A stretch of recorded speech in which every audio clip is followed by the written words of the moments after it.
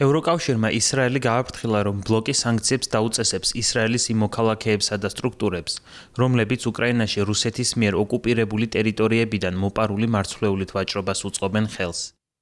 ევროკავშირმა ეს განცხადება მას შემდეგ გაავრცელა, რაც ისრაელის ქალაქ ჰაიფაში უკრაინული მარცვლეულით დატვირთული კიდევ ერთი გემი ჩავიდა. ევროკომისიის სპიკერის თქმით, მათ მიიღეს ინფორმაცია, რომ რუსული ჩრდილოვანი ფლოტის გემს, რომელსაც უკრაინიდან მოპარული მარცვლეული გადაჰქონდა, ისრაელის ჰაიფის პორტში გადმოტვირთვის ნებართვა მისცეს. ევროკავშირმა ყველა ის ქმედება დაგმო, რომლებიც რუსეთს უკანონო ომის დაფინანსებასა და ევროკავშირის სანქციების გვერდითავლას უწყობს ხელს. ევროკომისიის პრესპიკერის განცხადებით, საჭიროების შემთხვევაში ისინი მზად არიან გარკვეული პირებისა და ორგანიზაციების წინააღმდეგ სანქციები დააწესონ. საკითხთან დაკავშირებით კომისიამ ისრაელის საგარეო საქმეთა სამინისტროს მიმართა.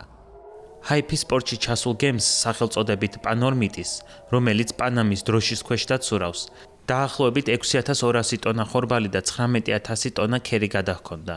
მიმდინარე თვეს ეს მეორე შემთხვევაა, როდესაც ისრაელში უკრაინიდან მოპარული ტვირთვის დაცლის ნებართვა გასცეს, რამაც უკრაინისა და ისრაელის ურთიერთობები დააზარალა.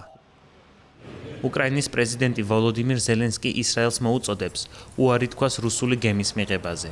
წინააღმდეგ შემთხვევაში უკრაინის მთავრობა ევროპელ პარტნიორებთან კოორდინაციით დაიწყებს შესაბამისი სანქციების მომზადებას იმ კერძო პირებისა და სტრუქტურების წინააღმდეგ, რომლებიც ამ კრიმინალური საქმიდან მოგების მიღებას ცდილობენ.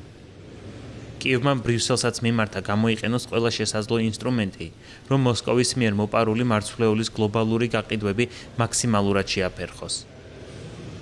ისრაელის საგარეო საქმეთა მინისტრის განცხადებით, გემი პანორმიტისი შემოწმებას გაივლის.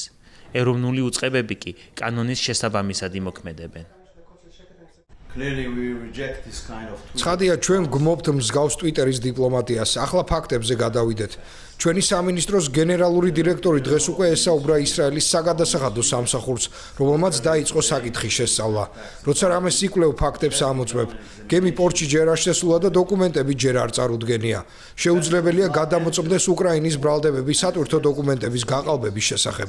ამ დრომდე უკრაინის მთავრობას სამართლებრივი დახმარების მოთხოვნა არ წარმოუდგენია.